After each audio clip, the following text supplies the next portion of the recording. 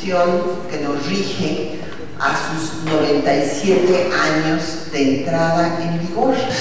Porque tal vez muchos de ustedes se preguntarán por qué estamos en mayo hablando de la Constitución si normalmente, bueno, recordamos su promulgación el 5 de febrero. Pero es que justamente un 1 de mayo entró en vigor. El 15 de abril anterior, en el año 17, se había llevado a cabo la primera sesión extraordinaria del Congreso, que se convierte en colegio electoral. Aquí me corregirán los expertos después, porque si como historiadora digo alguna cosa que jurídicamente no esté correcta. Pero el hecho es que este colegio, bueno, este Congreso que califica la elección, declara presidente electo a Venustiano Carranza. Venustiano Carranza presenta su último informe como encargado del Ejecutivo. Ya después toma posesión el 1 de mayo como presidente electo y empieza su gobierno, así como los trabajos del Congreso de acuerdo a la Constitución vigente. Entonces es por esto que escogimos esta fecha para tener este foro en el que nos acompañan distinguidos constitucionalistas, los doctores José María Serna, doctor Daniel Barceló y doctor César Astudillo del Instituto de Investigaciones Jurídicas de la Universidad Nacional Autónoma de México. Y vamos en este marco a presentar el portal del centenario de la Constitución, porque este instituto, su titular tiene el honor de encargarse de la Secretaría Técnica de las actividades que habrá, de acuerdo a los 3 poderes de la Unión, que habrá para celebrar, para recordar cómo se gestó esta Constitución, que sin duda es la culminación de la Revolución Mexicana, de la primera revolución social del siglo XX, y que va a tener 100 años de estar vigente en 1917. Entonces, desde esta fecha hemos empezado las actividades de acuerdo al comité y a su consejo, y hoy tenemos el gusto de presentar a ustedes el portal de la Constitución para que puedan consultarlo, que vean ahí no solamente los artículos originales de la Constitución, que puedan seguir la evolución que estos han tenido hasta la fecha, y también la historia constitucional de nuestro país, desde la primera Constitución de México, que justamente este año cumple 200 de haberse promulgado, el Decreto Constitucional para la Libertad de la América Mexicana. Le voy a pedir al doctor Francisco Burgoa, que fue quien se encargó de hacer este portal, que nos haga favor de hacer una breve presentación antes de que escuchemos a nuestros expositores de esta tarde. Adelante, Francisco. Claro, sí. Muy buenas tardes a todos, bienvenidos. Como la doctora Patricia Galena les comentó, la responsabilidad del instituto tiene mucho que ver con la conmemoración del centenario, al ser la Secretaría Técnica del Comité para la Conmemoración del Centenario de la Constitución. Bajo esta responsabilidad, el comité autorizó la creación de este portal, que ya se encuentra totalmente disponible al público. Les voy a comentar algunos de los aspectos que ustedes van a poder aquí apreciar. Por ejemplo, en el rubro de arriba se encuentra todo lo relativo al comité conmemorativo, y aquí van a poder ustedes conocer cuál fue el acuerdo de creación, tanto en su versión electrónica como pueden ustedes ver el propio acuerdo firmado por los poderes de la Unión. ¿En qué consiste este comité?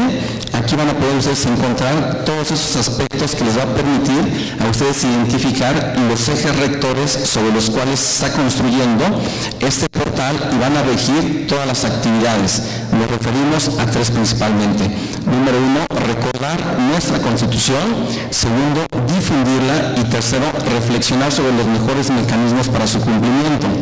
Dentro de este rubro tenemos un mapa conceptual para poderlo identificar a través de una forma gráfica exactamente quiénes lo integran, cuál es el objetivo de su creación. La parte importante va a ser exactamente quiénes van a integrar el comité. Lo integran el presidente de la República, Enrique Peña Nieto, los presidentes de ambas cámaras del Congreso de la Unión, el presidente de la Suprema Corte. Tienen como representantes por parte del Poder Ejecutivo Federal al secretario de Gobernación y al secretario de Educación Pública, tienen a un diputado federal, a un senador de la República, un ministro de la Suprema Corte, un consejero de la Judicatura y, por supuesto, la doctora Patricia Galeana en su calidad de secretaria técnica al ser la titular de este instituto. Asimismo, dentro de lo que es este rubro del comité conmemorativo, se van a encontrar los discursos que se han ido generando, tanto con motivo de la suscripción del acuerdo del 5 de febrero del año pasado, como el actual, cuando se instala el comité, el 5 de febrero del año 2014. En lo que es en la sección de Consejo Asesor, ustedes van a poder encontrar quiénes van a conformar este Consejo Asesor, que actualmente se conforma por 3 especialistas de distintas ramas, de Derecho, de Historia, de Sociología y politólogos. Y por ejemplo tenemos al doctor Héctor Fixa Murillo, que todos sabemos exactamente su trabajo en la materia, que es parte, digamos, de una de las grandes figuras representativas de este Consejo Asesor. Tenemos al doctor Arnaldo Cortero, al doctor Arnaldo Córdoba, al doctor Sergio García Ramírez, al doctor Carlos García Diego, entre otros especialistas que ustedes van a poder aquí verlos e identificar una semblanza curricular. Las actividades, hay un libro sobre las actividades que se van a ir desarrollando en torno a lo que va a ser esta conmemoración. Por ejemplo, si ustedes entran a este libro, se va a desplegar un calendario y en él ustedes van a poder encontrar cuáles son las actividades que se tienen. Por ejemplo, ahorita ya tenemos la que se encuentra en este momento en proceso, este fue de la Constitución de 1917. Y así ustedes, si ustedes están interesados en conocer todas las actividades conmemorativas, este va a ser el mejor espacio. Tiene una sección multimedia en donde ustedes van a poder encontrar una galería histórica de las fotografías de 1916-1917, así como fotografías de los aniversarios de la Constitución en relativo al año pasado y al del presente año, en donde se instaló el propio comité. Tiene también un libro sobre los distintos enlaces que se ponen a disposición como de interés para todo el público. Va a tener aquí una sección de contacto en donde si ustedes tienen alguna duda en cuanto al funcionamiento de este portal o quieren conocer más de este portal o alguna sugerencia, aquí ustedes van a poder anotar su nombre, su correo electrónico, enviar el mensaje y se les estará respondiendo sus mensajes. Tiene una presentación del propio portal para que identifiquen exactamente cada una de estas partes relativo a lo que es este propio acuerdo de creación, sus integrantes, la Secretaría Técnica. En la barra que ustedes pueden ver aquí, exactamente se van a ir desplegando distinta información. Por ejemplo, aquí entramos a los cursos que actualmente están en proceso por parte de este instituto y que forman parte de muchos más que van a tener como culminación el contenido de la Constitución de 1917.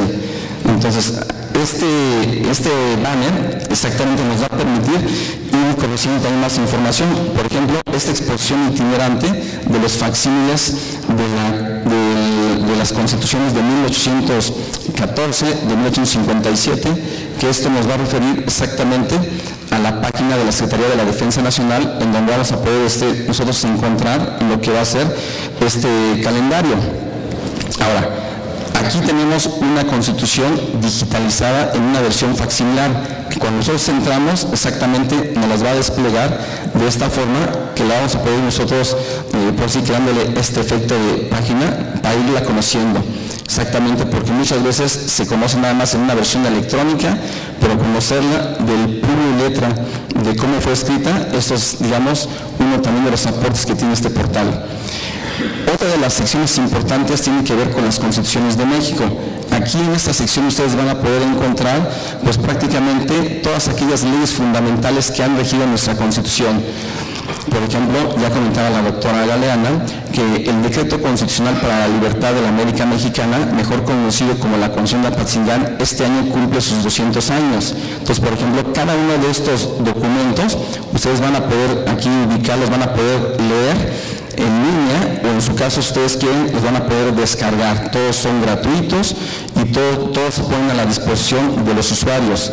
Tiene otra sección llamada Documentos de la Historia Constitucional de México, en donde uno de los aportes de este instituto a través de sus investigadores fue precisamente desglosar por etapas de las etapas más representativas de la historia de México e ir agrupando los documentos. Por ejemplo, entramos a Independencia, tiene una introducción y después cuáles van a ser los documentos de consulta para la etapa de la Independencia, y así lo vamos a poder nosotros encontrar por lo que hace, por ejemplo, a federalismo, centralismo, liberalismo, leyes de reforma, Segundo Imperio, República Restaurada, Revolución Social y Revolución Constitucionalista. Cada uno de estas secciones entramos, exactamente nos va a dar una introducción y nos va a dar las leyes fundamentales que fueron expedidas por cada uno de los gobiernos que ustedes van a poder identificar. Por ejemplo, aquí en el caso del gobierno de Benito Juárez, entramos y aquí vienen las reformas que fueron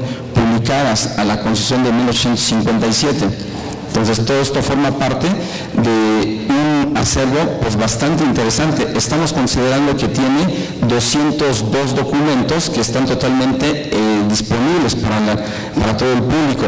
Tenemos otro libro que es Reformas a la Constitución de 1917, en donde van a poder ustedes encontrar, para empezar, la versión actualizada de la Constitución, ya sea totalmente su lectura en línea, vista en el formato PDF o vista en Word.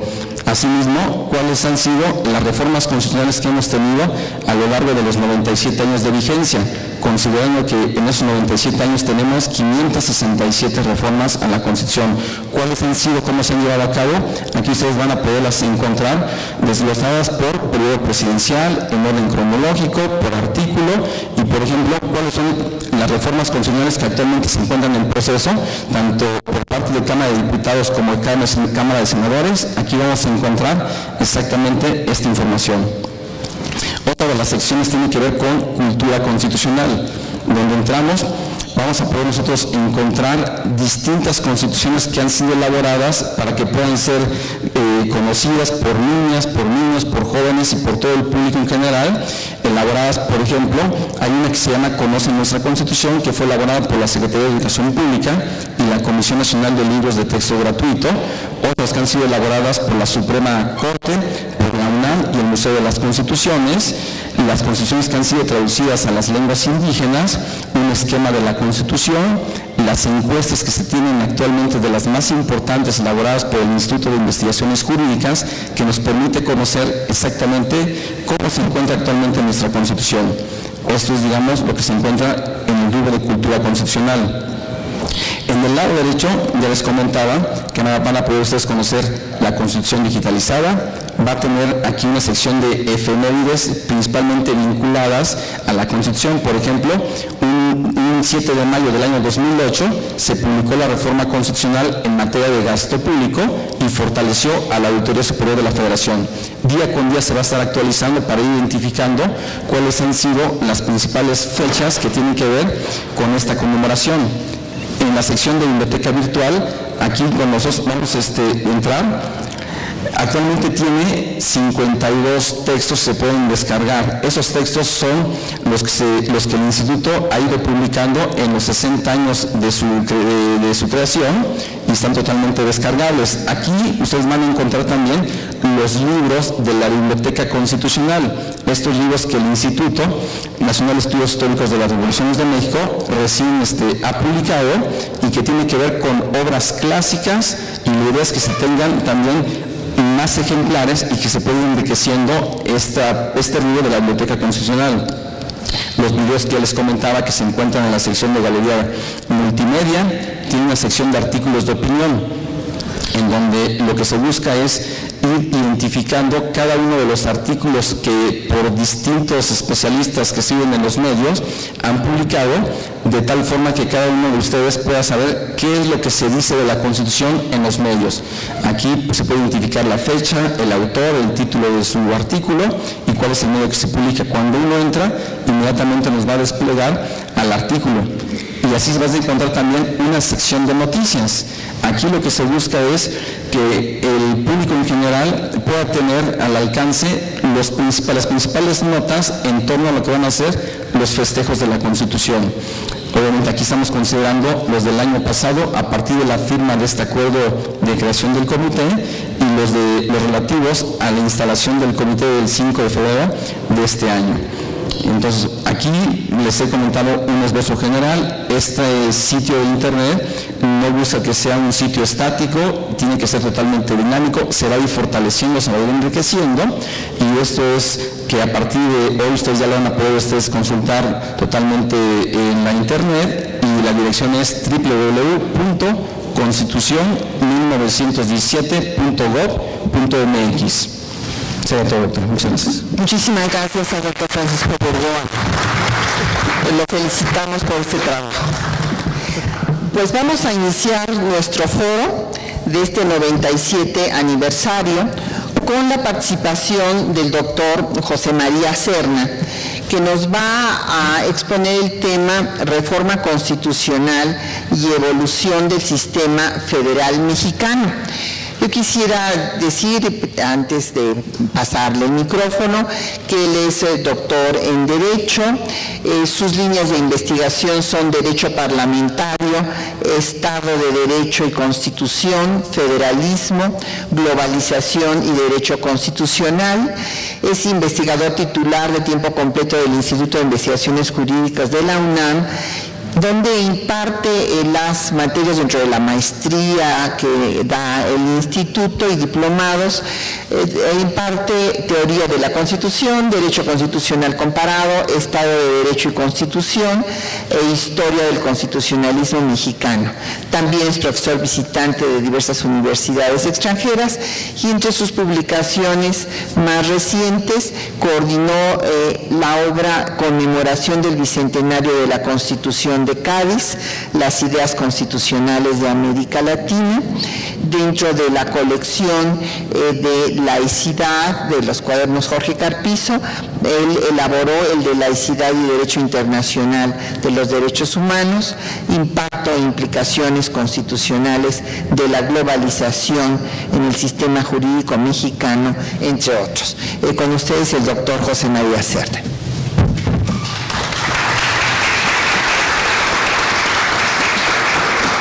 Muy buenas tardes. Gracias, doctora Patricia Galeana, por la presentación. Gracias, por supuesto, por la invitación a este importante foro. Estupenda la página, Francisco. Los felicito, en verdad.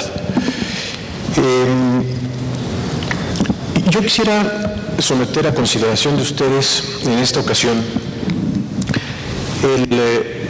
el resultado de un proyecto de investigación en el que he participado en los últimos años, coordinado por Ignacio Marván y por María Amparo Casar, en el que se trató de identificar tendencias de cambio constitucional en nuestro país en los últimos 30 años, y específicamente en el contexto de eso que se ha dado en llamar los gobiernos divididos. En este proyecto nos dividimos por temas. Hubo un buen número de investigadores, por lo menos 14 investigadores, que trataron diversas vertientes. A algunos les tocó el tema de derechos humanos, a otros el tema del Congreso, otro el tema de relaciones Congreso-Ejecutivo, otros el tema del Poder Ejecutivo. En mi caso, me fue asignado el tema de las reformas en materia de federalismo. ¿Cuáles han sido los cambios constitucionales? Que ha habido muchas reformas constitucionales que de alguna u otra forma impactan en nuestro sistema federal. ¿Cuáles han sido las tendencias en esa serie de cambios? Entonces, ese fue el objetivo de la parte que a mí me tocó investigar. ¿Cuál fue el método que elegí para tratar de identificar esas tendencias? Lo que traté de hacer fue crear un marco conceptual basado en lo que llamo en el proyecto las lógicas de los sistemas federales. Todos los sistemas federales tienen por lo menos dos lógicas en tensión, una lógica de descentralización y una lógica de integración. Y luego identifiqué que cada una de esas dos lógicas tiene una serie de técnicas de organización jurídica específicas. Con base en ese marco conceptual que me permitiré explicar más a profundidad en unos minutos, con base en ese marco conceptual, hice un análisis de todas las reformas que ha habido en los últimos 30 años a nuestra Constitución en el tema de sistema federal, para tratar de ver cuál ha sido la lógica que ha predominado en esas reformas y para ver cuáles han sido las técnicas de organización jurídica que han predominado también a lo largo de esas reformas. Dicho esto, habría que explicar con un poco más de cuidado cuáles son esas dos lógicas en tensión de todos los sistemas federales, no nada más del nuestro. Una es la lógica de descentralización. La lógica de descentralización nos lleva a la idea de reparto, nos lleva a la idea de devolución de competencias desde un nivel de gobierno hacia otro, de la federación hacia los estados, de los estados a los municipios. La lógica de integración nos lleva a la idea de colaboración, de coordinación, de armonización. A su vez, cada una de estas dos lógicas tiene una serie de técnicas de organización jurídica que le son propias, que le son características. Por ejemplo, la lógica de descentralización tiene la típica técnica de una fórmula básica de distribución de competencias. En el caso de nuestra Constitución, esa fórmula se encuentra, la fórmula básica, la fórmula matriz, digamos, se encuentra en el artículo 124 de la Constitución. Lo que la Constitución no hace expresamente federal se entiende reservado a las entidades federativas. Pero hay otras técnicas de organización jurídica que se pueden encontrar en distintas disposiciones de la Constitución. Por ejemplo, en el 116, en el artículo 116, en la fracción séptima, se encuentra la posibilidad de que estados y municipios suscriban convenios de colaboración para transferir competencias del Estado hacia el municipio, por poner un ejemplo, para servicios públicos o para funciones públicas o para determinado tipo de obras públicas. Esas técnicas, repito, son típicas de la lógica de descentralización que se encuentra en la mayor parte de los sistemas federales. Pero luego viene la otra lógica. La otra lógica es la de la integración, que también tiene sus propias técnicas de organización jurídica. En muchos estados federales existe como una técnica de organización jurídica el principio constitucional de colaboración. En algunos casos, de manera expresa, así lo dicen las constituciones. Es el caso de la Constitución suiza, es el caso de la Constitución de Bélgica, estados federales. En otros casos, ese principio constitucional de colaboración no está de manera expresa en la Constitución, pero es producto de la interpretación del Tribunal Constitucional. Ese es el caso de Alemania, por ejemplo. Ese es el caso de los Estados Unidos. En México, por cierto, no existe un principio constitucional de colaboración ni de manera expresa en la Constitución, ni por desarrollo de la jurisprudencia del Tribunal Constitucional, la Suprema Corte de Justicia. Lo que sí existen son una serie de disposiciones que establecen distintas fórmulas de colaboración. Hay normas que establecen regímenes de coordinación, por ejemplo. Otras disposiciones establecen regímenes de concurrencia, otras establecen régimen de cooperación, otras establecen bases nacionales mínimas o estándares nacionales mínimos, otras establecen algún tipo de sistema nacional que integre en un sistema nacional algún área de política pública. Bueno, con ese marco conceptual, lo que hice fue ponerme a revisar todas y cada una de las reformas constitucionales que de alguna u otra manera impactaron en la organización de nuestro sistema federal. No voy a mencionar todas, pero fueron materias como protección civil, deporte, comisiones de derechos humanos, fortalecimiento municipal, en donde iba yo identificando cuál era el problema nuclear, digamos, expresado en la exposición de motivos que eventualmente llevó a la reforma, y también trataba de identificar cuál era la solución la solución que planteaba precisamente el proyecto de reforma que eventualmente se convirtió en reforma constitucional. Son 26 decretos en muchas materias: cultura, remuneraciones de servidores públicos, trata de personas, concurrencia en materia de deporte, etcétera, etcétera. Las razones de dichas reformas son muy diversas. Algunas van desde la necesidad de ordenar un campo de política pública en donde existía confusión o existía ambigüedad o existía algún tipo de desorden en la definición de competencias y responsabilidades de las distintas autoridades de nuestro sistema federal. Y en otros casos, por ejemplo, en el tema de justicia penal, de lo que se trataba era de cambiar todo un modelo de política pública. Pasamos a un nuevo modelo en el caso de justicia penal, con este modelo que se suele identificar con el nombre de los juicios orales, ¿no? Bueno, hay un cambio de modelo en toda esa área de justicia. Con ese contraste entre el marco conceptual al que me referí y el análisis de cada uno de los decretos de reforma, llegué a la siguiente clasificación de regímenes. En 3 casos se estableció un régimen de bases de coordinación. En 4 casos se estableció un régimen de facultades concurrentes. En otros 4 casos se estableció un régimen híbrido, es decir, tanto de bases de coordinación como de facultades concurrentes. En 2 casos se creó un sistema nacional en alguna materia.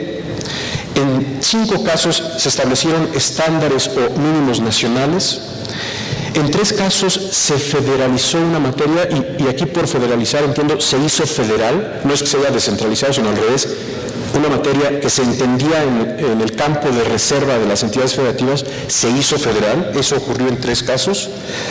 En 2 casos más se crearon mecanismos de resolución de conflictos entre los estados, y en un caso se trató de una reforma que fortaleció o tendió a fortalecer el ámbito de competencias de los municipios. A partir de esta tipología y de esta clasificación se pueden hacer varias observaciones. La primera es preguntarnos cuál lógica es la que se fortaleció con estas reformas. ¿Cuál es la tendencia a fortalecer cuál lógica? ¿La lógica de la descentralización o la lógica de la integración? Y el resultado es que lo que se ha venido fortaleciendo en las últimas décadas ha sido la lógica de la integración y no la de la descentralización. Y esto es interesante porque la retórica de la reforma de nuestro sistema federal en el discurso público es una retórica que tiende a fortalecer o dice fortalecer la lógica de la descentralización, como que la lógica de la descentralización es lo políticamente correcto. Ustedes ven discursos de gobernadores, discursos en el mismo gobierno federal, la retórica de la CONAGO, lo políticamente correcto, es decir, vamos a descentralizar y vamos a fortalecer esa lógica. Pero lo que está ocurriendo en realidad con todas estas reformas a las que me acabo de referir es que se está fortaleciendo la otra lógica, la lógica de la integración, que va por el lado de la colaboración, la coordinación, incluso en algunas ocasiones la unificación, lo cual llama la atención porque la retórica parece que va por el otro lado. Y aquí podríamos tratar de preguntarnos, y es de lo que hay que indagar, ¿por qué? por qué se está fortaleciendo esa lógica de la integración y no tanto lo que está diciendo la retórica política. Ahí pues una hipótesis, y es la hipótesis que manejo ahí en la investigación, es que al parecer el Estado mexicano tiene un grave problema de cohesión institucional, que se traduce en ineficacia en la política pública en las distintas áreas. Un problema de cohesión institucional que antes se resolvía por las prácticas y usos del sistema llamado sistema de partido hegemónico. Las reglas de aquel sistema que ya no existe garantizaban de alguna forma que hubiera una cohesión del Estado federal total, por decirlo de alguna manera, pero ese sistema de partido ya no existe, dejó de existir por lo menos desde el año del 2000, con la alternancia. Desaparecieron esas prácticas que garantizaban la cohesión del todo desde un punto de vista institucional, y entonces los actores políticos empezaron a ver la necesidad de resolver el problema de falta de cohesión por otra vía. ¿Por qué vía? Pues por la vía normativa, y empezaron a reformar la Constitución para, por áreas, tratar de ordenar campos de política pública, el esquema de distribución de competencias, y así garantizar de alguna forma esa cohesión. ¿Cuáles, dentro de la lógica de integración, cuáles son las técnicas más usadas? En 5 casos, los estándares mínimos nacionales. En 4 casos, régimen híbrido de concurrencia y coordinación. En 4 otros casos, régimen de concurrencia. En 3 más, régimen de bases de coordinación. En 3 casos más, se federalizó una materia, ya lo había dicho. En 2 casos más, sistema nacional en alguna materia. En fin, puede uno ver a lo largo de esta investigación cuáles son las técnicas de organización jurídica más empleadas que están fortaleciendo la lógica de integración del sistema federal. Bueno, se me está acabando el tiempo. Termino simplemente con una reflexión final. Hemos históricamente tenido un sistema federal muy centralizado. Eso tiene sus explicaciones históricas. Hemos tenido un débil constitucionalismo, y eso está vinculado en el débil federalismo que hemos tenido.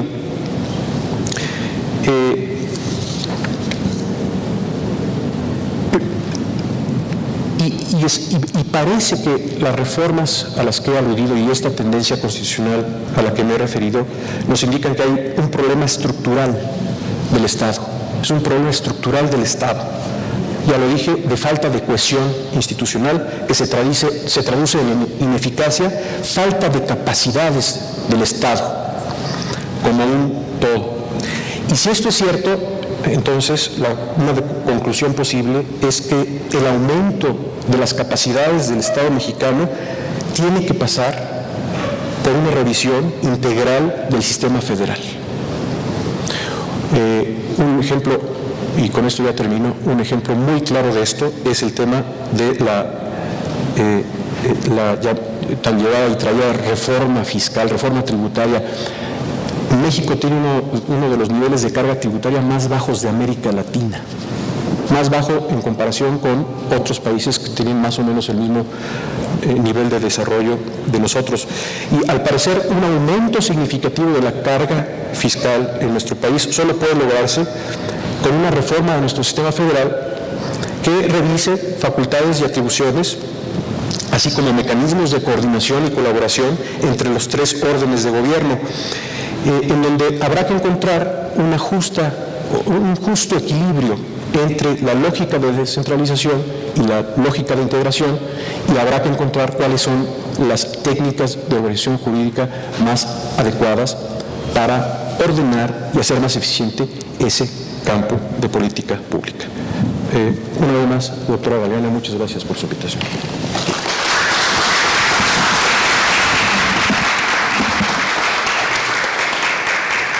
Muchísimas gracias al doctor José María Serna por su exposición, cuando nos habla de que tenemos un proceso centralizador, integrador, nos dice él, en lugar de el discurso que se da al respecto.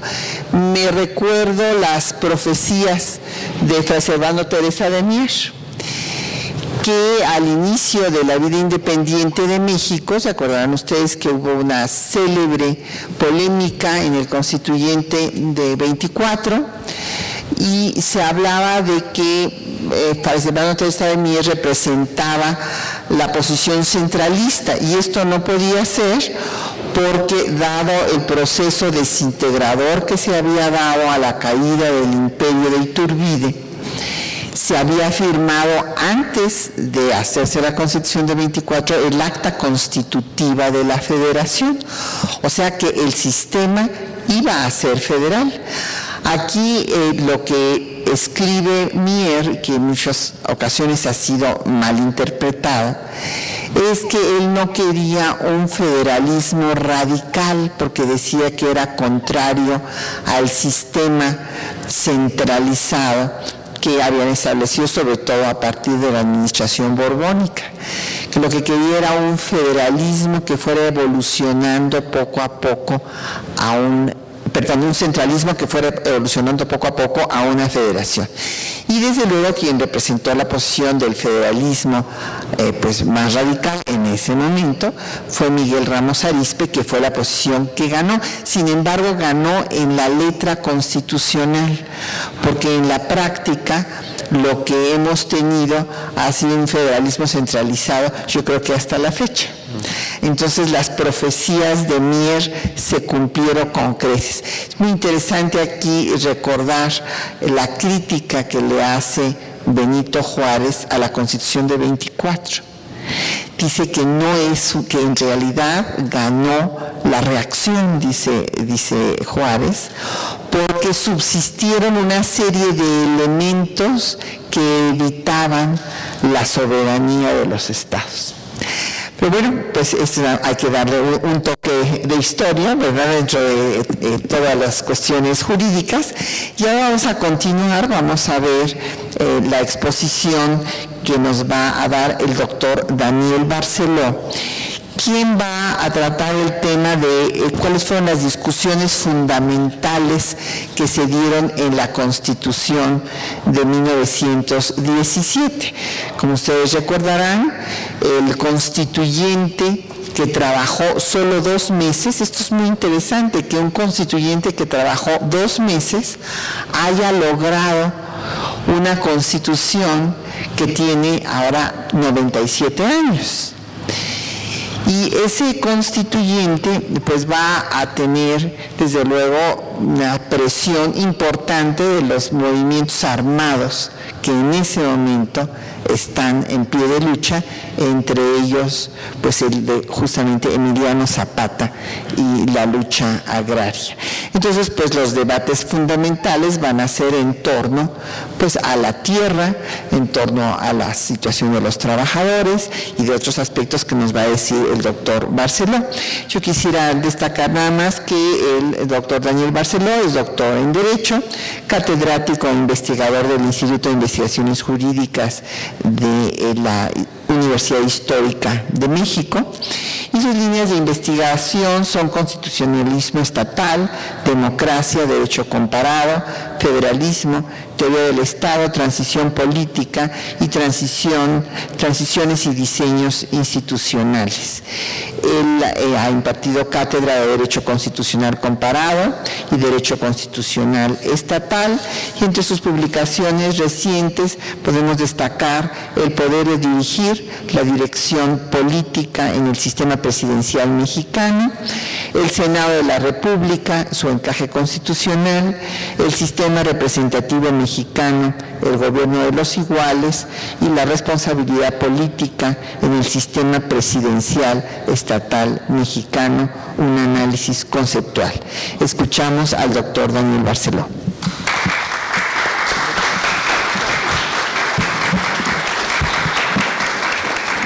Bien, Muchas gracias, doctora Galeana, por la invitación a participar en este foro y compartir con mis colegas, el doctor José María Serna Lagarza y el doctor César Astudillo, reflexiones sobre la Constitución de 1917 a 97 años de su vigencia y desde luego compartirla con ustedes y escuchar las preguntas que seguramente podrán surgir al final de este foro.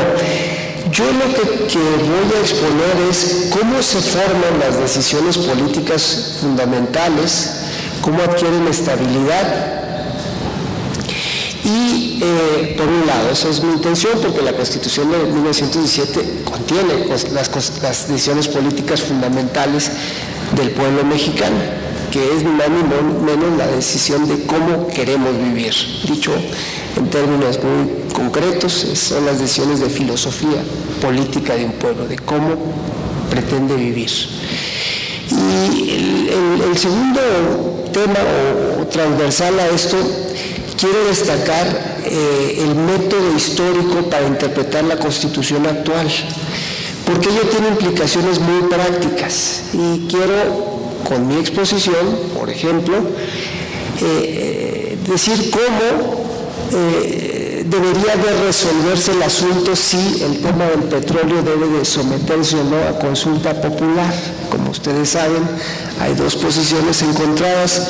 Hay quienes sostienen que eso es una cuestión del Congreso o del Poder Revisor del Congreso Federal y de las legislaturas, y otros que, entre los que me incluyo, que pensamos que debe de haber una consulta popular directa. Y utilizando el método histórico voy a tratar de argumentarle por qué es así. Bien, la Constitución Federal Mexicana de 1917, la vigente, incorpora las grandes decisiones políticas de los mexicanos. Estas decisiones políticas fundamentales son ganadas primero a sangre y fuego en batallas militares y luego inscritas por los combatientes en una norma jurídica llamada Constitución. Y ello, este proceso, esta forma de trasladarlo de los campos de batalla a las instituciones se hace mediante procesos formales de consulta popular que se llevan a cabo con una elección popular de delegados constituyentes, que reunidos en un congreso elaboran y aprueban la Constitución. Por eso al pueblo se le reserva en la teoría constitucional el nombre de poder constituyente. Es el único que puede hacer constituciones. Los representantes del pueblo pueden hacer leyes y reformar leyes, pero no constituciones. Este proceso de batalla militar y consolidación legal a través de un proceso formal de elección de un Congreso Constituyente inicia hace 200 años precisamente con el proceso constituyente de Apatzingán que impulsa José María Morelos y Pavón. Y es así que a lo largo de 200 años de existencia progresivamente se han inscrito las decisiones políticas fundamentales de los mexicanos en varios momentos constitucionales.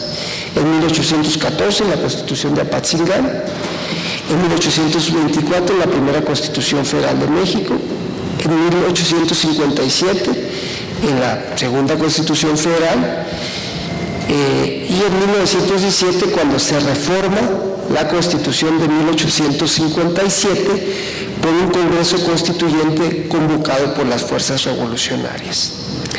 Lo que me interesa destacar es que hasta 1917, hasta la Constitución que estamos celebrando, tanto en la teoría como en la práctica constitucional de México, se entendía que las decisiones políticas fundamentales solo pueden ser tomadas por el pueblo, quien las plasma en una norma jurídica vinculante para gobernantes y gobernados, llamada Constitución. Nadie, solo el pueblo, puede aprobar con su voto la norma jurídica que recibe el nombre de Constitución. Bajo este entendimiento, los representantes populares tienen potestad para hacer y reformar leyes, pero no la norma jurídica denominada Constitución, no al menos sin consulta directa al pueblo. Por ello, El 20 de septiembre de 1916 se convoca al pueblo de México para elegir a un Congreso de Diputados que tenía la encomienda de reformar la Constitución de 1857. Posteriormente, y ya con fundamento en la Constitución reformada, se convoca nuevamente al pueblo de México el 5 de febrero de 1917, pero esta vez para elegir representantes populares para hacer y reformar las leyes existentes. Hago un alto para destacar este hecho. Hay dos convocatorias en menos de 4 meses para elecciones populares. Una para elegir diputados constituyentes que reformarían la Constitución y otra elección diferente en otra fecha, casi 4 meses después, para elegir a los integrantes del Poder Legislativo Ordinario que harían las leyes en representación del pueblo. Incluso aquí traigo la compilación de leyes electorales de México publicada por la Secretaría de Gobernación. Si me permiten, les voy a leer lo que dice el preámbulo de las dos convocatorias que se hacen en un periodo de distancia de 4 meses. Dice: Venustiano Carranza, este es el 20 de septiembre de 1916, ley electoral para la formación del Congreso Constituyente. Y dice: Venustiano Carranza, primer jefe del Ejército Constitucionalista, encargado del Poder Ejecutivo de la República, en uso de las facultades de que me haya investido y de acuerdo con lo dispuesto en el artículo 4 reformado de las adiciones al Plan de Guadalupe, expedidas en la Honorable Veracruz el 12 de diciembre de 1914, he tenido a bien expedir para que se verifiquen las elecciones de diputados al Congreso Constituyente, al que se invoca en decreto de esta misma fecha, la siguiente ley electoral. Ahí dice, este es el 20 de septiembre de 1916. Ya una vez que se hace la Constitución, la reforma de la Constitución de 1857, y se hacen 2 meses porque en realidad se van a incorporar ahí, como voy a explicar un poquito más adelante, 2 grandes decisiones políticas fundamentales, pero todas las demás se van a recoger de lo que ya traíamos de los momentos constitucionales anteriores. Por eso es que yo creo, además de eficientes y muy ilustrados, ya no abren los contenciosos históricos que habían sido debatidos y finalizados en batallas militares, literalmente. La ley electoral del 6 de febrero de 1917 dice: Venustiano Carranza, primer jefe del Ejército Constitucionalista, encargado del Poder Ejecutivo de la Unión, a los habitantes de los Estados Unidos mexicanos hago saber. Primero, se convoca al pueblo mexicano a elecciones extraordinarias de presidente de la República, diputados y senadores al Congreso de la Unión, las que se verificarán el segundo domingo del mes próximo. Es decir, está convocando aquí al Congreso Ordinario, y antes había convocado al Congreso Constituyente 4 meses antes. Con esta distinción en mente, en el citado Congreso Constituyente 1916-1917 se introducen 2 decisiones políticas fundamentales. La primera es la incorporación de los derechos sociales y la segunda, la recuperación para la nación de sus recursos naturales, entre ellos el petróleo y la minería, que entonces estaban en poder de los particulares, porque así lo establecían las leyes vigentes, estaban en los códigos civiles. En ese proceso constituyente para reformar la Constitución de 1857 se introducen las 2 decisiones mencionadas, pero además se refrendan las decisiones políticas fundamentales suscritas en las constituciones de Apatzingán de 1814, la Constitución de 1824 y la de 1857. Es decir, en Apatzingán, como ustedes saben, se van a introducir los derechos humanos, entre ellos destacadamente el de la libertad e igualdad, la soberanía nacional, el concepto de república, democracia.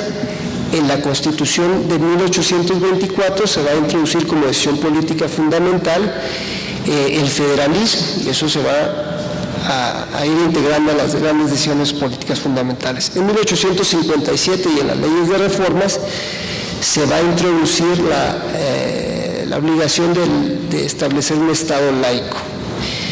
Y finalmente, como ya dije, en la Constitución de 1917, que la propia Constitución dice que es una reforma de la Constitución de 1857, se van a introducir los derechos sociales y la propiedad originaria de la nación sobre sus recursos naturales. Bien, con esto hago un pequeño alto y quisiera hacer ahora una evaluación retrospectiva a 97 años de vigencia de la Constitución de 1917.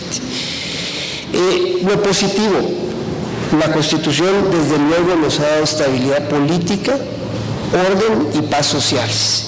Y si ustedes se fijan y hacen un contraste con lo que vivieron en Centroamérica o en Sudamérica, donde hubieron sistemas autoritarios de tipo militar sumamente violentos, pues verán que para nada se asemeja a lo que vivimos aquí en México. Se puede decir que hubo un sistema autoritario de corte civil, pero para nada hubo esa belicosidad y virulencia que sí tuvieron los autoritarismos militares, no solo en el cono sur y en Centroamérica, sino en la muy culta Europa.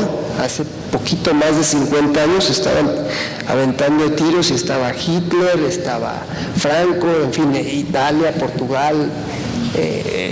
Los países de Europa vivían bajo regímenes militares y aquí no. Aquí vivíamos en un sistema que poco a poco iba tratando de avanzar hacia un sistema democrático, pero era una mera aspiración, pero si contrastado contra otros sistemas, pues podríamos, yo creo que calificarnos positivamente ahí.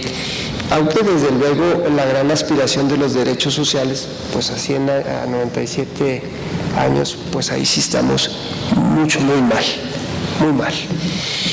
Ahora bien, ¿se parece la Constitución de 1917 a 97 años de ser aprobada? Pues sí, en cuanto a que se mantienen las grandes decisiones políticas, pero con la salvedad del dominio de la nación sobre sus recursos naturales, que como ustedes saben se encuentra en proceso de ser enajenados a agentes económicos, privados, nacionales y extranjeros, por el poder revisor de la Constitución, compuesto por los integrantes de las cámaras del Congreso y la Unión y las legislaturas de los estados. Cerca de 2,000 personas van a decidir, es decir, ese es el poder revisor de la Constitución, por, ¿cuántos somos ya? 112, 118 millones de mexicanos. ¿Es esto indebido? Pues no es indebido que se pueda privatizar la industria petrolera, pero siempre y cuando se le consulte al pueblo directamente. Esa es la lección que nos da el método histórico de interpretación de la Constitución. Si vemos lo que la Constitución del 17 hizo en 1917, que fue precisamente volver a cambiar el sistema jurídico, porque el sistema jurídico del siglo XIX sí permitía, era legal, que la minería, el petróleo, en fin, los recursos naturales estuviesen en manos privadas de nacionales o extranjeros. Eso era perfectamente legal. Y lo que la Constitución hace es precisamente decir, no, eso ahora es de la nación y luego, posteriormente, va a ser explotado directamente por el Estado mexicano. Pero esa decisión de transformar el sistema jurídico de los recursos naturales fue una consulta al pueblo directa. Se convocó a un Congreso Constituyente, que fue precisamente el que sesionó durante 2 meses y que fueron esas las 2 grandes decisiones que se tomaron. El poder de decidir sobre el texto de la Constitución fue hasta 1917 del poder constituyente, es decir, del pueblo directamente. Pero desde 1917 en adelante el poder de decidir cambios a la Constitución dejó de ser una potestad del poder constituyente y se transfirió silenciosamente al poder revisor de la Constitución, que en la teoría constitucional es un poder constituido. Esta transformación referida al cambio constitucional explica por qué la Constitución se ha reformado tantas veces a lo largo del siglo XX y en esta primera década del XXI y lo que va de este lustro. Ello explica por qué la Constitución ha perdido su carácter de norma de principios que contiene las grandes decisiones políticas y se ha convertido en una norma extensa de naturaleza reglamentaria, donde cada 3 años cada camada de legisladores del Poder Legislativo Ordinario quiere dejar su huella y lo han hecho. La Constitución ha crecido a más del doble de las palabras de las que tenía en 1917. Por eso la Constitución ya no se parece a la de 1917 en este punto. No en cuanto a su fisonomía actual, pues el texto de la Constitución ha crecido enormemente. Han reformado la ley fundamental pues para introducir cosas que, vamos, por ejemplo, ahora introdujeron que la democracia es deliberativa, y así pusieron deliberativa. Bueno, pues eso tiene 25 siglos de ser deliberativa, no había necesidad de añadir esa palabra, al menos no lo considero yo así. Ahora bien, lo más grave es que la Constitución, más allá de estética, la Constitución ha perdido una de sus principales funciones, que es servir de dispositivo de control del poder de los gobernados, es decir, de nosotros, sobre los gobernantes. Para que la Constitución funcione como norma, donde los gobernados le imponen condiciones a los gobernantes para ejercer el poder público en su nombre, la potestad de reformar la Constitución debe residir siempre en el pueblo. Y esto ya no viene ocurriendo, aunque ahora afortunadamente se acaba de reintroducir la consulta popular, que ahí viene el referéndum. Eso fue es un cambio constitucional positivo que en realidad retoma lo que había sido la tradición constitucional de México del siglo XIX. ¿Qué hacer para honrar nuestra Constitución de 1917? Porque yo estoy convencido que hay que honrarla, tiene ahí nuestras decisiones políticas fundamentales y, como ya he dicho, nos ha dado progreso, orden, paz social, estabilidad, y en el marco de ella podemos seguir progresando y corregir lo que tenemos mal, que vaya que tenemos cosas muy malas, ¿no? Pues ese es un ejercicio que corresponde hacer a esta legislatura, pero sobre todo a la siguiente, que va a ser la legislatura donde se van a celebrar los 100 años de la Constitución. Quizás valga el momento para volver a hacer de la Constitución una norma de principios y reintroducir lo que ya estuvo también en el derecho mexicano, las llamadas leyes constitucionales, donde la Constitución es aprobada y reformada solo por el pueblo o por consulta al pueblo, y las leyes constitucionales son un tipo de normas que requieren una aprobación de mayorías calificadas muy elevadas para evitar que cada rato estén reformando la Constitución, y si quieren introducir, por ejemplo, un nuevo órgano constitucional autónomo, que están produciendo cada año, cada 2 están creando un nuevo órgano constitucional autónomo, que lo hagan a través de leyes constitucionales y dejen la Constitución como una norma de principios, porque para que la Constitución, refiriéndome a lo que ya se decía aquí en el portal, para que tengamos cultura de la Constitución en México, necesitamos conocerla, pero para conocerla necesitamos que sea una Constitución estable, que no la estén cambiando a cada rato. Digo, hasta los propios profesores de derecho a veces tenemos dificultad en seguir la dinámica del cambio constitucional. Tenemos secar tinta y hay una nueva, ¿no? Bien, yo con eso dejaría mi exposición y espero alguna pregunta si es el caso. Muchas gracias.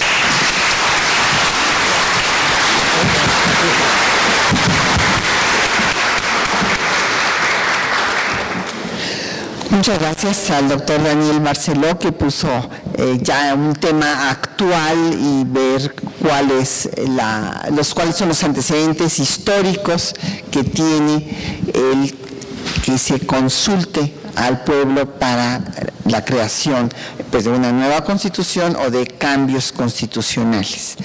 Vamos a escuchar ahora la exposición del doctor César Astudillo.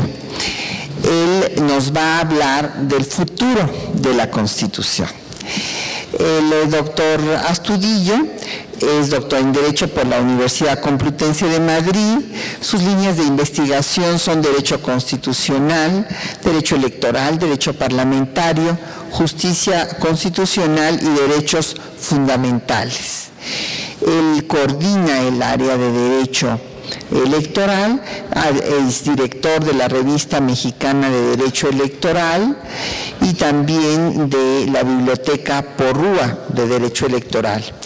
Es catedrático de Derecho Parlamentario, Derecho Electoral en la Facultad de Derecho de la UNAM y es coordinador de la protección constitucional en el Sistema Interamericano de los Derechos Fundamentales en la obra coordinada por el doctor Jorge Carpizo.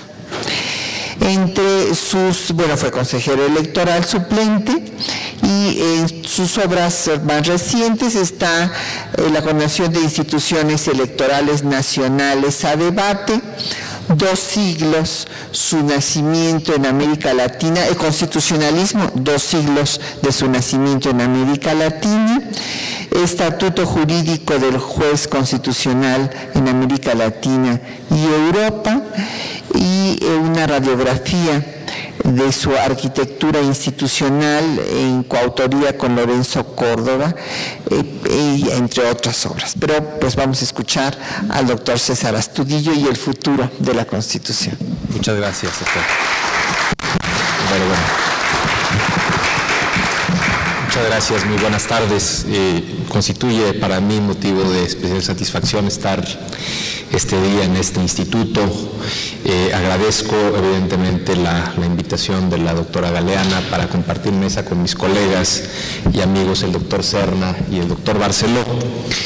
Ciertamente ya hemos tenido 2 visiones históricas o desde distintas perspectivas del texto constitucional, una centrada en la evolución del federalismo, otra en el devenir de las decisiones políticas fundamentales de la Constitución. Yo quiero hacer un ejercicio prospectivo, pero que tiene que ver con una parte justamente retrospectiva.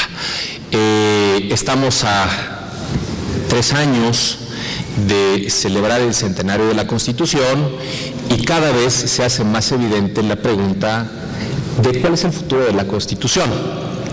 En el Instituto de Investigaciones Jurídicas, justamente el 5 de febrero, al tener el acto conmemorativo, el tema central fue ese: ¿qué hacemos con la Constitución? ¿Realmente nos incorporamos a un proceso de discusión colectiva para ver si vamos hacia una nueva Constitución, que es algo que ya se ha venido discutiendo en nuestro país alrededor de la última década, o intentamos una reforma ahora sí sustancial, profunda, de raíz al texto constitucional, para tratar de hacer los ajustes necesarios, pero sobre la base del mismo texto constitucional? Es decir, estas parecen ser las 2 alternativas más evidentes que, repito, a partir de que vaya evolucionando, digamos, nos vayamos aproximando al 2017, serán preguntas a las que cada vez debamos ponerle mayor atención. De conformidad con esto, yo lo que quiero un poco señalar es la Constitución Mexicana de 1917 puede ser analizada a través de distintas cuestiones, a través de distintos parámetros, a partir de distintos elementos de análisis. Yo únicamente voy a señalar 3 que sí parecen señalarnos la oportunidad y la necesidad de transitar hacia un nuevo texto constitucional o incluso hacia un renovado texto constitucional.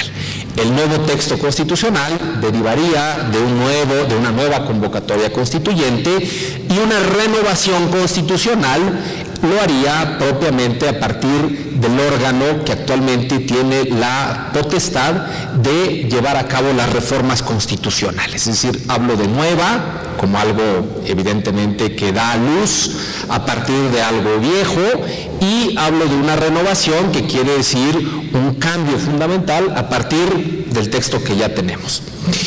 La Constitución ciertamente ha cambiado, y y hay que reconocerle su capacidad de adaptación. Es decir, hoy en día tenemos una Constitución que a partir de 216 decretos hasta, digamos, finales de febrero, ahora son más, han modificado 610 veces el texto constitucional. Y esas 610 veces de modificación del texto constitucional, digamos, han hecho de nuestra Constitución algo diametralmente distinto a aquello que aprobaron los constituyentes de 1917. En un texto reciente, el director de nuestro instituto, el doctor Héctor Fix Fierro, ha contado las palabras de la Constitución original, y esa Constitución que hace rato veíamos pasar en esta caligrafía espectacular, contaba con 22,000 palabras. Héctor Fix hace el análisis hasta antes de que entraran en vigor la reforma político-electoral, el 10 de febrero de este año, la reforma de transparencia, que es de esa misma fecha, y él cuenta que la Constitución actual tiene más de 60,000 palabras actualmente. Vean ustedes, de 22,000 pasamos a 60,000, sin contar las últimas. Yo conté, en este ejercicio que es interesante, yo conté las palabras de la última reforma político-electoral, y ni más ni menos que introduce, no como nuevas palabras, porque ya ven que reproducen los párrafos y eventualmente se cambian algunas palabras, pero todo el decreto trae más de 8,000 palabras en la última reforma político-electoral. No todas, evidentemente, repito, son nuevas. De esas 8,000 palabras, alrededor de 3,000 forman parte del régimen transitorio, que también es un fenómeno nuevo en las últimas reformas constitucionales. Estamos metiendo muchas cosas a la Constitución de manera transitoria, pero digamos que hoy en día sí podemos afirmar que la Constitución ha ganado, digamos, 3 veces lo que era su complexión original. Es decir, ha pasado de 22,000 palabras seguramente a más de 66,000 palabras. Es otra la Constitución que veneramos año con año, y son muy pocos los artículos que se mantienen en el texto originalmente redactado por los constituyentes. Esta capacidad de adaptación nos habla de un texto en movimiento, un texto que no es estático, un texto entonces que va cerca de las expectativas políticas, de las necesidades sociales y de, digamos, el movimiento que la realidad social impone y que necesita ser trasladada al texto constitucional. Sin embargo, hay 3 elementos en los que quiero hacer algunas reflexiones muy rápidas para que veamos cómo sí ha habido un cambio muy importante entre esa Constitución del 17 y la Constitución del 2014, que ya va más allá de la mera contabilidad de palabras. Lo primero que me parece que ha cambiado son las condiciones de legitimidad de la Constitución. Toda Constitución se debe legitimar a partir del principio democrático que reconoce en el pueblo la titularidad de la soberanía. Una Constitución que no se ancla, que no se legitima en la soberanía popular, digamos que es una Constitución a la que válidamente puede criticársele su fundamento, su legitimidad democrática. Y el fundamento y la legitimidad democrática de la Constitución del 17, hay que decirlo, sí, fue producto de un Congreso Constituyente, pero digamos, desde el punto de vista de quienes formaron parte de ese proceso constituyente, hay que decir, la fuente legitimadora de esa Constitución es una revolución, y en la revolución hay vencedores y vencidos. Y el constituyente fundamentalmente estuvo integrado por la parte triunfadora de la revolución, y digamos la parte perdedora no alcanzó a tener una voz, una adecuada representación, de tal suerte que podemos ahí encontrar algún elemento que podríamos achacarle a ese momento fundacional. Ese momento legitimador no fue un momento legitimador de todos. Hoy en día las condiciones de legitimidad del texto constitucional son distintas, porque hoy nos hemos alejado de esa idea de que las constituciones cambian a partir de grandes momentos revolucionarios y hoy hemos pasado a condiciones de legitimidad distintas. Hoy en día la condición de legitimidad más importante que permite advertir el tránsito constitucional se basa en un acuerdo político, en un acuerdo democrático entre las principales fuerzas políticas. Así viene siendo a partir de dos momentos claves en nuestra historia, cercanos. Uno, 1988, cuando el PRI por primera vez pierde la mayoría calificada que se necesita para reformar el texto constitucional en la Cámara de Diputados al menos, y otro es 1997, cuando no solo pierde la mayoría calificada, sino incluso pierde la mayoría absoluta. ¿Eso cómo repercute? ¿O en qué repercute? Repercute fundamentalmente en que a partir de 1988 hay la necesidad institucional que el proceso de reforma constitucional venga acompañado de distintas fuerzas políticas. Y en el trabajo al que nos hacía referencia el doctor Serna de la Garza, este trabajo en el cual participó, queda claro un dato muy revelador. A partir de finales de los 80, es decir, 88 en adelante, digamos, más del 80% de las reformas constitucionales han venido, digamos, acompañadas por el respaldo de las tres principales fuerzas políticas de este país, PRI, PAN y PRD. Es decir, hoy en día los contenidos constitucionales, los nuevos contenidos constitucionales vienen respaldados por un apoyo político de las fuerzas políticas que reúnen, digamos, la representación de más del 90% del electorado mexicano. En ese sentido, digamos, esta condición de legitimidad, este soporte legitimador ha cambiado sustancialmente entre 1917 y 2014. Segundo punto, la gran aportación de la Constitución de 17 fue su contenido social. Es, digamos, la Constitución que inaugura el modelo de constitucionalismo social a nivel mundial. Por eso se caracteriza la Constitución de 17. Pero si nos metemos a ver la estructura del Estado que configuró la Constitución de 1917, no fue una estructura estatal, digamos, amoldada a las necesidades del constitucionalismo social. Es decir, mantuvimos una estructura constitucional de 1857, que era una estructura liberal, ¿sí?, en donde el Estado tenía una función de abstención y no de cubrir necesidades sociales, en un contexto en donde la Constitución claramente estaba manifestando su vocación social, lo cual implica también una contradicción interna. Reconocíamos, como señala el doctor Barceló, derechos sociales en la Constitución, pero no modificamos la estructura del Estado para que el Estado ahora fuera un Estado benefactor, un Estado que se hiciera cargo de necesidades sociales como la educación, como la salud, como la vivienda, como la seguridad social.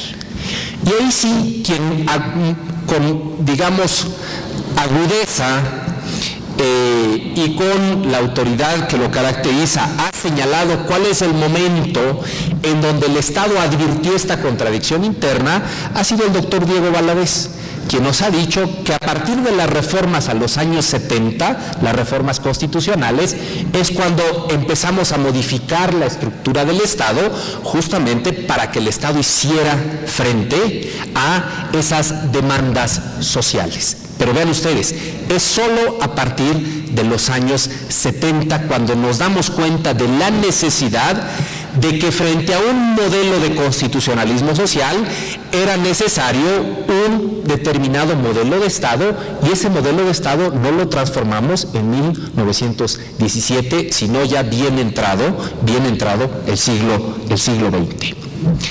En tercer lugar, lo que también ha cambiado es la capacidad para imponerse de la Constitución de 1917. Es la obligatoriedad que hoy se le reconoce al texto constitucional. Hay que decirlo, a la Constitución de 1917 no le importó destacar su fuerza normativa. Lo que le interesaba era expresar el nuevo sistema de relaciones políticas que vino después de la Revolución Mexicana. No le importaba decir la Constitución es una norma jurídica que debe imponerse a través de el amparo, las controversias constitucionales. Esa parte la dejamos de lado. Y esa parte es la que ha venido también cambiando. Es decir, empezamos a funcionar con un concepto político de Constitución, la Constitución como expresión de la nueva realidad, de la nueva, repito, de la nueva interacción de las fuerzas políticas de la revolución, pero en el tiempo hubo necesidad de cambiar para reconocer que la Constitución no solo tiene un contenido político, sino que también tiene un contenido jurídico, y que se expresa en que cuando la Constitución es vulnerada, hay mecanismos que reaccionan para que la supremacía del texto constitucional no se vea vulnerada. ¿Y esto cuándo se produce? Y esto es bien interesante. Cuando la Constitución tiene la capacidad de independizarse de sus hacedores, de esos que no solo fueron capaces de hacer la Constitución, sino que tenían las mayorías políticas para que en el momento que lo consideraran necesario pudieran incorporarle los nuevos contenidos. Hay estudios bien interesantes que demuestran que los constituyentes del 17 después fueron digamos, los grandes operadores de la Constitución, convertidos ya en presidentes de la República, en diputados, en senadores, en gobernadores, ¿sí?, y que mantuvieron durante todo el periodo de hegemonía de un partido político la capacidad de introducir los nuevos contenidos a la Constitución.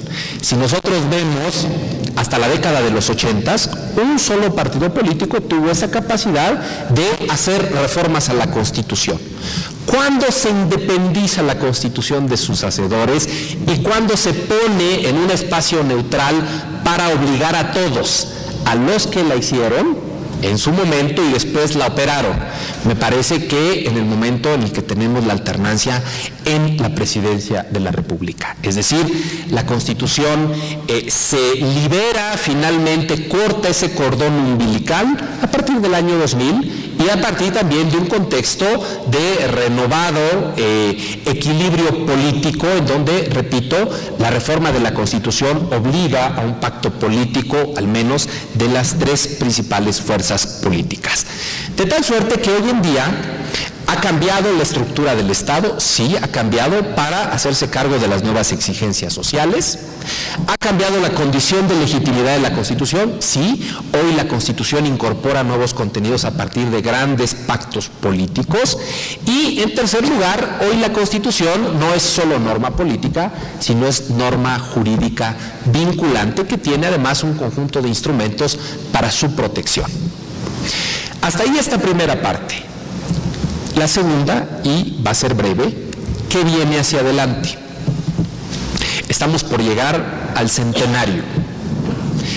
Me parece que las condiciones políticas no están dadas para un nuevo constituyente. Si bien es cierto, este dato de que más del 80% de las reformas constitucionales vienen acompañadas por las tres grandes fuerzas políticas, no quiere decir necesariamente que frente a un Congreso constituyente, las tres principales fuerzas políticas sean capaces de articular un nuevo texto constitucional. ¿Por qué? Sencillamente porque todos los temas, algunos que ya tenemos bastante tranquilizados, se vuelven a despertar.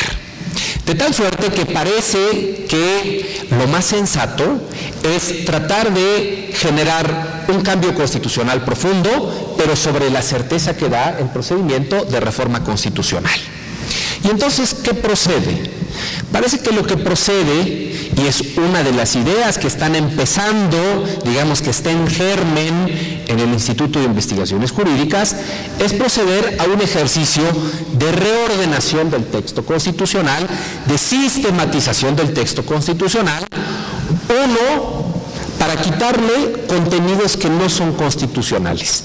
Tiene mucho texto de cosas que no tiene la entidad para que estén en la Constitución. Dos, hay lagunas, hay inconsistencias, hay contradicciones. Para eliminar estos elementos. Tres, para unificar el lenguaje constitucional. Todavía hoy seguimos en el mismo texto, seguimos utilizando la noción de garantías individuales, de derechos humanos, de derechos fundamentales, cuando nos estamos refiriendo básicamente a lo mismo.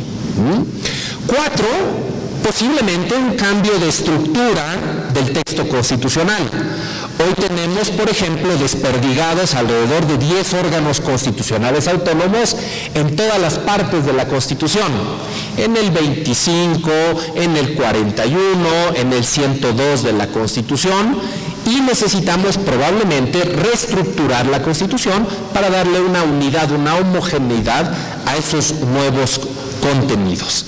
De tal suerte que parecería que antes de entrar a la aventura de ir a un proceso constituyente que suena atractivo, a mí me es atractivo, pero repito, las condiciones políticas me parece que no son las adecuadas, tal vez lo adecuado sea proceder a la reestructura, a la reordenación, a la sistematización del texto constitucional para tener un texto renovado a partir del propio mecanismo de reforma constitucional que sistematice el texto, que lo ordene, que le dé una uniformidad de lenguaje, que le dé una estructura a sus disposiciones mucho más entendibles para toda la ciudadanía y que sea un insumo para que lleguemos al 2017 y entonces quienes toman las grandes decisiones inicialmente en este país puedan ver qué hacemos con la Constitución. ¿Vamos al ejercicio de reordenación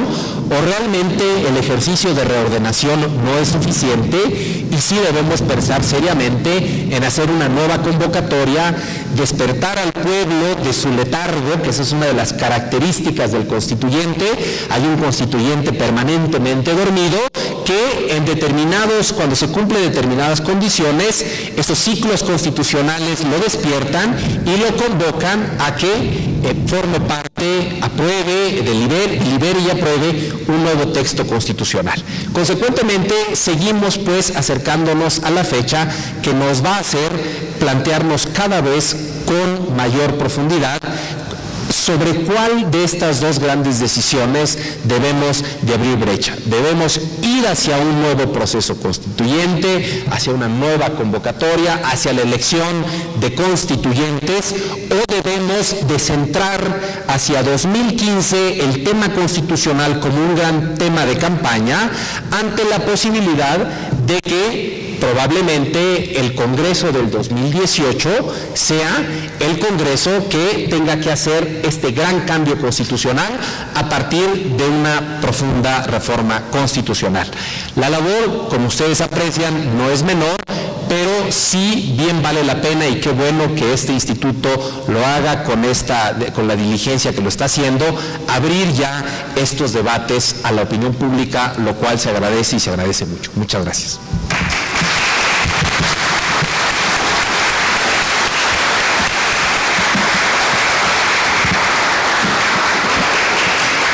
Muchas gracias al doctor César Astudillo. En efecto, uno de los objetivos de esta reflexión es ver qué hacemos con nuestra Constitución y también cómo desarrollamos, que esto me parece fundamental, una cultura jurídica en nuestra ciudadanía.